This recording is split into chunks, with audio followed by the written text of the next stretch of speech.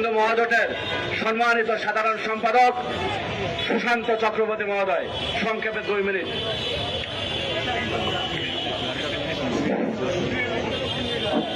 ওম রামায় রামচন্দ্রায় আত্মধ্যে বেদিশে রঘুনাথেও নাথেও সীতায় পতে নমো নমঃ। জয় শ্রীরাম।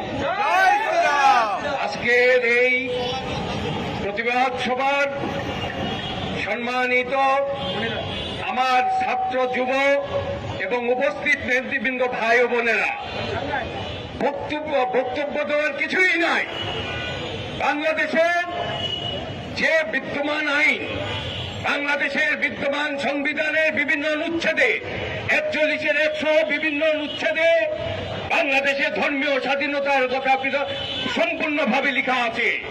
তাছাড়া আমি মাননীয় প্রধানমন্ত্রী সদয় দৃষ্টি আকর্ষণ করব যে তিনি নির্বাচনের পূর্বে তারা 31 দফা যে লিফলেট তিনি নির্বাচনী প্রচারপত্র যে জারি করেছেন তাতে তিনি রেইনবো নেশনের কথা উল্লেখ করেছিলেন। সেখানে 11, 13 এবং বিভিন্ন অনুচ্ছেদে বাংলাদেশে হিন্দু বৌদ্ধ খ্রিস্টান প্রত্যেকের জন্য সমান অধিকারের কথা উল্লেখ করা আছে। আজকের এই সাথী ও বন্ধুগণ, আপনারা জানেন ভগবান রামচন্দ্রের বিরুদ্ধে তার বিরুদ্ধে ষড়যন্ত্র শুরু হয়েছিল তার ঘরের থেকে। তার সৎমা তাকে ঘর ছাড়া করেছিল, তারপর রাক্ষসীকে বধ করে সে সাধু সন্ন্যাসী তথা ঋষি মুনিদের সে ধর্ম প্রতিষ্ঠা করেছিল।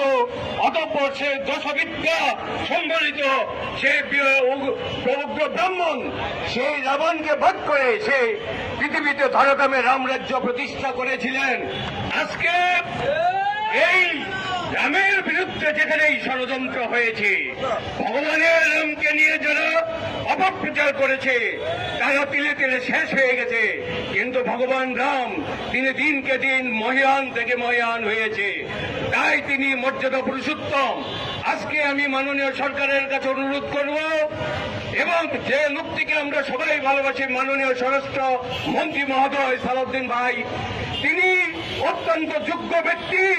আমি মনে করি যে এই রাম মূর্তিকে কেন্দ্র করে, রাম মন্দিরকে কেন্দ্র করে যে ঘটনা ঘটেছে, অতি দ্রুত তার সমস্যার সমাধান করে রাম মন্দিরের পুনর্নির্মাণের কাজ শুরু হবে, এবং যারা রামের প্রতিকৃতিতে আরো অপমান করেছেন, জুতা নিক্ষেপ করেছেন, তাদেরকে চিহ্নিত করে তাদেরকে শাস্তির আওতায় আনবেন। সবাইকে ধন্যবাদ জানিয়ে আমার অন্তিম শুভেচ্ছা জানিয়ে আমার বক্তব্য শেষ করছি। জয় শ্রীরাম।